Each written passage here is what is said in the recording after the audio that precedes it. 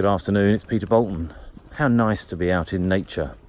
It's quite interesting as I've kind of taken a break to come out with the dog and get a bit of exercise and get a little bit of sort of mind space at the same time. It seemed like a good time to reflect on the 7 Habits of Highly Effective People. It's the book that Stephen Covey wrote many years ago, of course, and became a bestseller. And I was introduced to it some, 30 years ago. I'm kind of rereading it now more as a reference book to kind of remind myself of some of those principles and how I and others can use those principles in life and in our businesses. And the first one is be proactive.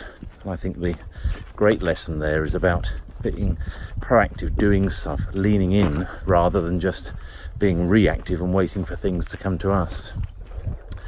The second principle was more about keeping the end in mind. I think that's really important. I'm very keen on goal planning and trying to establish exactly, what I'm looking to achieve in the future. And to a certain extent, I think that keeping the end in mind is a very similar principle. It's trying to really visualize what you're trying to achieve so that you've got something to aim for. The third habit, of course, is about put first things first. And that's really about trying to sort of say, well, if you're keeping the end in mind, now what are the things that need to be done that you need to do first, which help you on that journey towards achieving the things that you're trying to achieve. So there's the 3 sort of habits, the first 3 habits of those 7 from Stephen Covey that I think we can all learn from.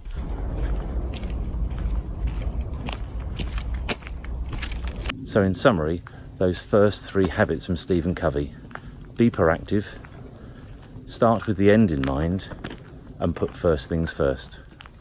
Anyway, I hope that's helpful to you. Good principles to learn by and to apply into our own individual businesses to help us to achieve the levels of success that we're all after.